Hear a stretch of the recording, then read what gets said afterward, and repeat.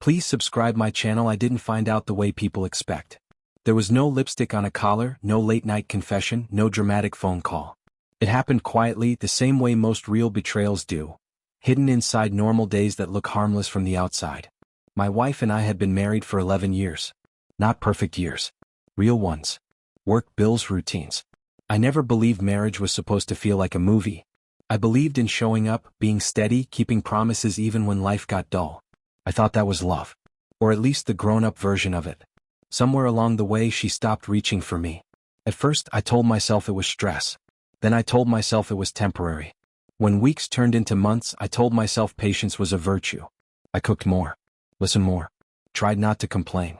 I became quieter, not because I had nothing to say, but because I didn't want to make things worse. The night I found out, I wasn't looking for anything. Her phone buzzed while she was in the shower. I saw a name I didn't recognize. I didn't open the message.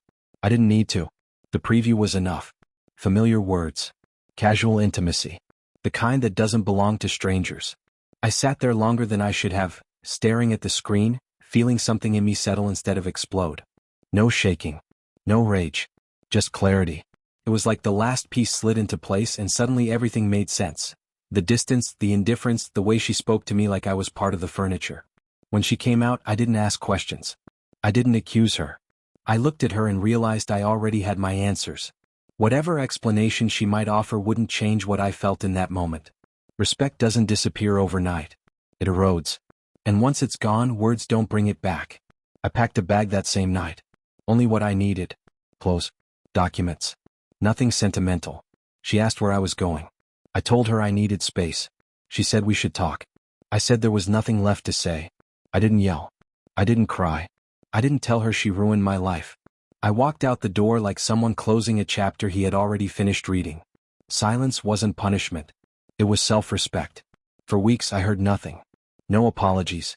No explanations. Just the absence of someone who had already left long before I did. I found a small place across town. I went to work. I slept better than I had in years. Not because I was happy, but because I wasn't lying to myself anymore. Then one evening there was a knock at my door. I wasn't expecting anyone. I opened it and saw a man standing there, uncomfortable in his own skin, trying to look confident. He introduced himself by his first name. I didn't offer mine. He told me he was seeing my wife. He said it like he expected a reaction, maybe anger, maybe fear. I felt neither. He said he wanted to clear the air. Said he didn't want any problems. Said he thought I should know she had chosen him. As if this was news. As if he was delivering a verdict instead of revealing his own misunderstanding. I looked at him and saw exactly what he was. A man standing in something he didn't build, trying to convince himself it was solid. I didn't insult him. I didn't threaten him. I told him the truth. I told him she was free to make her own choices. I told him I had already made mine. And I told him, calmly, that if he ever came to my door again, it wouldn't be for conversation. There was confusion in his eyes. Maybe he expected competition. Maybe he expected me to fight for something I had already let go of. He left shortly after, carrying the weight of a role he didn't fully understand. That night I realized something important. Walking away wasn't weakness. It was the moment I stopped participating in disrespect. Betrayal doesn't always demand a dramatic response.